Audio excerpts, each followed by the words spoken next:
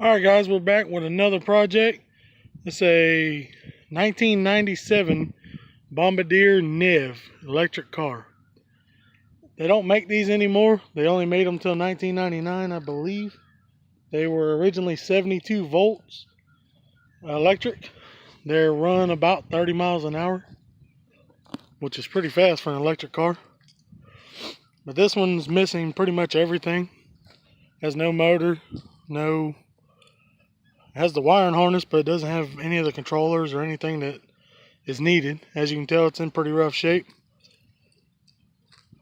It's missing. I had the bumpers and stuff. They came off of it. It doesn't have a windshield. None of the lights work. I mean, it's pretty rough shape. But the idea, you can't buy parts for these no more, so what I don't have, I'll be fabricating. It is going to be a little Tykes car.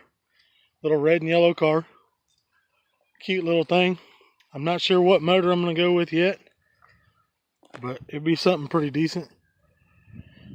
It doesn't have the forward and reverse selector. I could put a transmission in it, but that would cut down on the horsepower. I'd like to go with at least a 420 Predator, something to that effect. Maybe bigger, maybe four-wheeler engine, street bike, who knows. That's where we're at right now. I'm going to get it cleaned up because it definitely needs it. It has the complete wiring harness, which from what I hear is worth a decent little amount of money. So since I'm not going to use it, I'm going to put it on eBay. If I sell it, that'll be money toward the car. Pull these seats out after I wash it, and they're going to get recovered. Probably red or black, and it's going to be a complete ground up paint and everything. Doesn't need no body work. Luckily, everything looks pretty decent. Maybe a couple spots need sanded, but I think it'll be alright. We're going to go from there. So let me fire this pressure washer up, get it clean, then we'll take a look at it. Alright, so we got it halfway pressure washed. I couldn't really get the inside. I may end up flipping it on its side. I know we're going to pull this roof off because the whole roof part will be yellow all the way down to right here, and then this will be red. The dash will be red. The column right there will be yellow. Steering will be black. The little covers that go right here, they're yellow. Seats probably red, maybe black. I don't know. We'll see. I'm gonna order some little Tykes stickers. The little tiny gas tank that's on them. I might go with the white rims, or I may just stick with the chrome ones. But the white ones are just like that right there. Not too bad. Paint the center red because that's how the little cars are. Who knows? I gotta drill some holes in these floorboards so they'll drain. This thing doesn't have much space at all as far as a motor. I mean, that's all the trunk space we got. That's the rear bumper right there. If I was gonna go simple, I could just put a little 212 in there and call it good. But I would like to get something with a little bit of speed at least. 20 mile an hour, nothing crazy. Unless I go with a four-wheeler street bike motor. Then we might get it on up there to, upwards of 60 anyhow. Take the headlights out. I'm probably going to just paint them white, put little eyes on them. A little cartoon effect. Something like that. Who knows? But that's it for now. That's what it looks like. It is cleaned up somewhat. I'm going to just do a rough sand over it. I may primer it, or the paint I'm going to use is Rust-Oleum, so it comes with a primer in it. So I may just paint it straight onto the white and see what it looks like. Might not be perfect, but it'll look kind of decent. Take these. There's no frame under this. It's all fiberglass shell. The front end is metal, but it's riveted onto the fiberglass. So I'm going to have to look a little in depth to that to see how good those rivets are. See how much pressure they'll hold, because if I build this thing to run, it's made for 6 batteries. So that's a lot of weight. So it should hold up. The rear end, I'm probably going to drop it out, take it apart. I think it's like these rear ends, which are 6.5 to 1. So basically what happens is this shaft hooks to your motor with a gear on it. This shaft hooks into here. Your gear turns this big sprocket, I guess is what you call it, which turns this little sprocket, which in return turns this.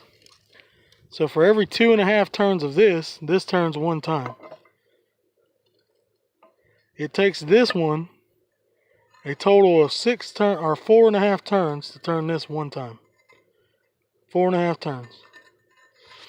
So the idea behind this is to make sprocket from the motor to here, we'll say, for instance, we'll say 14 tooth. And then there'll be a 14 tooth here, 14 tooth under here. These gears will probably stay the same if it's built like this. So that will make it a 4-to-1, which is a lot higher ratio. Excuse me, a 2-to-1. If that's not the case, and I go with a bigger motor, say a motorcycle motor or 4-wheeler motor, I will just leave this shaft, and I'll have a, say, whatever size sprocket here, a sprocket here, and I'll actually machine this down, put me a sprocket onto here, to make it to where this is almost 1-to-1 drive, so that the power comes here, and for every turn of this, this will turn 1 revolution. And that's the idea. So if you have an electric golf cart, this is a good way to boost your power. If you just put sprockets and chains in here, you can take this from 6 or 8-to-1 to basically 2-to-1, which will give you upwards of mid-20s, early 30s mile per hour.